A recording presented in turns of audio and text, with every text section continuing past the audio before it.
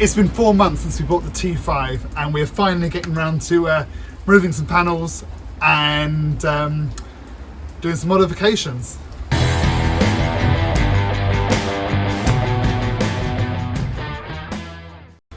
Okay, so it's mid-August, it's pouring with rain, we're certainly not down the beach enjoying the van as we should be. We're going to start stripping out some of these panels to try and make some room, give us the option of modifying certain areas. Now, my T5 was the Shuttle version. It had all of these big panels on, and sign of the times, it even on this side had an ashtray built into it. I really wish I could have videoed me taking off these panels, but the process of selling these back seats forced me that I had to quickly whip these panels off to get the seat belts out. I'll see if I can find some footage of the previous video to show you how the back area did look and show you how enclosed off it was. So what we're going to do today is we're going to take this panel off. In the corner here, because it is the Shuttle, it's the family car version, it does have a big, what I can only assume is like a heater, which pumps air around the van and makes the back occupants warmer. We don't need that. We're going to get rid of it. We're going to make some space. We're also going to get rid of this ceiling. Now in the ceiling there is two monitors. They don't really work. The kids have their tablets for long car journeys, and yeah, it's a bit of an eyesore. There is also 2 speakers in the ceiling. We'll get them gone as well, and yeah, let's see how we go. Right, so these panels could not be easier to remove. All they're held on with is little poppers that fit into these holes. So using a trim removal tool, see if I can find one, something a little bit like this, something that's made from plastic. It's not going to mark the panels themselves or scratch the paintwork. It's a quick hook in and flip out jobby, and it all removes. It is a shame to get rid of these panels because they do have built-in sun visors, but they just take up so much space. So yeah, we'll take this one out and we'll see how we can remove this heater.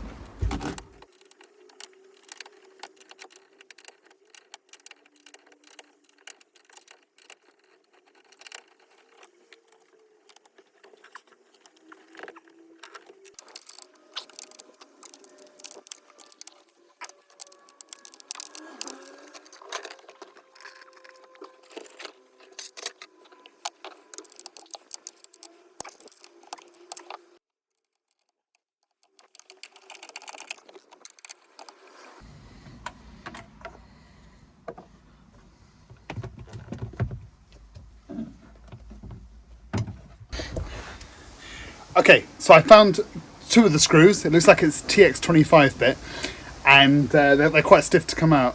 It looks like they're all thread locked in, so they weren't designed to come out necessarily. I found, like I say, 2 of them, and it's still not giving up. My thinking is that potentially beneath the floor mat there is, one more hidden around there. So I'm going to have to take out the I'm not sure what you'd call this thing, like the latch thing that you can put ratchet straps to, a holder, and once we've removed that, then we'll be able to lift up this corner of carpet and see what we're left with. Right, unfortunately that was a bit of a fail. I couldn't see the screw around here. I went under the van, there's a big heat shield, and it's raining today. I don't really fancy going under there all grubby and getting soaking wet. After doing some Googling, someone did say that there's a sticker on the side here that says HVAC, and someone suggested that the AC could stand for air conditioning, and if it has air conditioning, then by all accounts you would need a proper engineer, mechanic, to disconnect the air conditioning pipes for this. and that there's gases and things like that, which apparently are harmful. So that might need to be scrapped for today. I don't think it has got aircon because when it has been a nice day and we've tried to put the cold blowers on, there has been only warm air coming through. So it'd be nice if there was aircon, but I don't think there is. So we'll scrap that. If we can stay inside the van, happy days. If I try and get rid of some of the ceiling furniture, so the door handles, like the grab handles, the speakers, the TVs, and the inside sensor, and we'll see if we can, get the ceiling down. That would be a big plus for today. So I'll put you back on the tripod, and we'll see if we can do that. Now these look to be that you just flick down a little tab, on both sides. It's tricky to do one-handed. And then there seems to be 2 Torx bolts in there. So I'll find the appropriate fitting and then see if we can undo it. Probably thread locked again. Happy days. Right. So I'll undo those.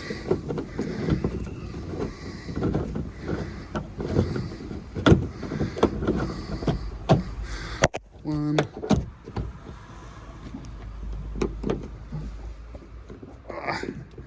I've kept it partially in there so that it doesn't just drop. Oh, actually, no, it's just dropped.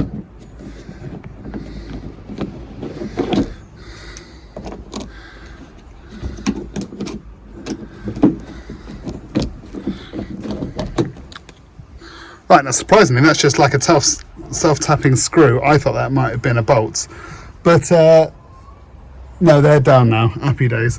So I'll do the same on there, and then I'll get back to you. Right, now these TVs on the ceiling, I mean, they look great and everything, but realistically, we're never going to use them, and they're just going to sat folded up on the ceiling. And so there's one at the front there for the middle seats, and then there was one back here for the back seats. Now, by all accounts, it's just 4 screws, and then it should just drop, and then we'll see if we can sort of disconnect the power cables. There's also a little switch on the ceiling here, and then the speakers as well. So this may be easier for a tripod jobby, but I'll get these 2 dropped. All 4 of those now are down.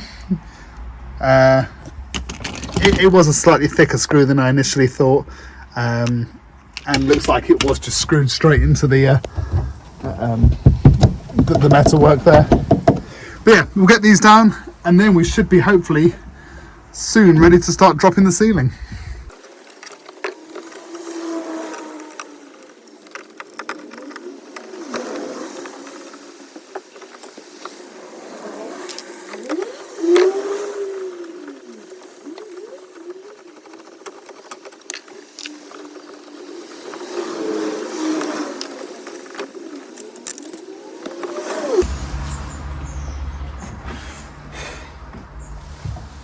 So we have the plate and the monitor down. There's no more slack on this wire, and by the looks of things, yeah, that wire doesn't disconnect at all. And the other end of the TV or the monitor, there's no way of disconnecting it. So my thinking is all of the access is going to be under this interior light here. So I'm going to try and pop this, and then hopefully there'll be a connector block under there or something.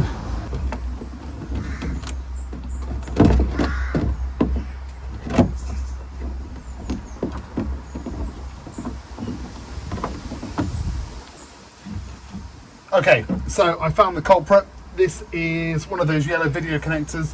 Now, all the labelling on these wires here looks to be the same as the ones on the back of the stereo. So my thinking was, once upon a time, whatever you were watching on the main car stereo, you could then transmit to these screens here. Like I say, we're not going to be using it. Let's get it gone.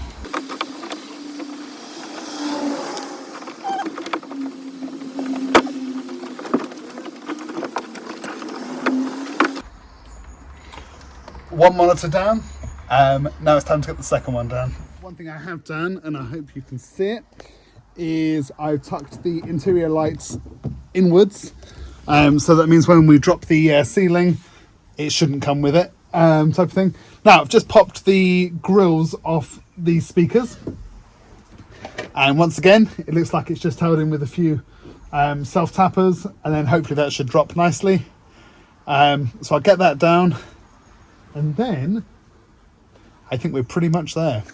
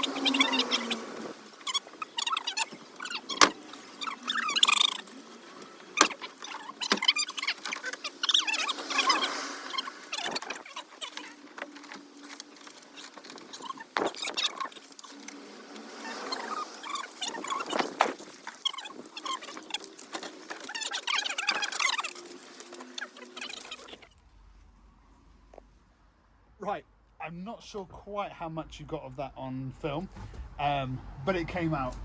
It was a mixture of sort of poppers, which broke, and sort of some sticky stuff, which peeled down. But it came out in one piece, which is, happy days. We'll see if we can flog that or if someone wants it. I don't ever see Shuttle headliners on Facebook or eBay, but someone must need one. But just to give you an idea of how low down the ceiling was compared to a combi or compared to a regular builder's van, if I show you the front here, you've got like 2 foam pads at the top there. Now, I would say they're close to about 3.5-4 inches. So that's 3.5-4 inches down from the ceiling, which has gone all the way across. So the whole thing just feels so roomy. For the new ceiling, we're going to have to get rid of these handhold brackets and try and modify those. Strangely, the back ones actually are different to the front ones, which are kind of compressed and into a different shape there.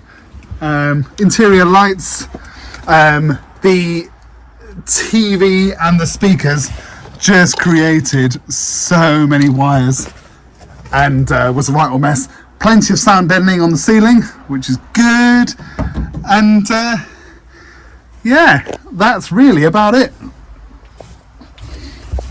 So I think I'm going to finish part 1 here. It seems like a logical place to stop.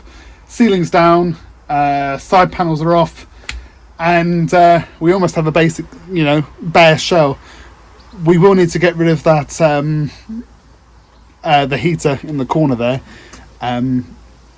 My friend made quite a good point that although the gases are toxic, the fact that it hasn't been blowing out any cold air when you put it onto cold air may suggest that there is no gas in the pipes, and hopefully it should come out easy. But getting under the vehicle while it's raining, wet ground, is not the time to do it.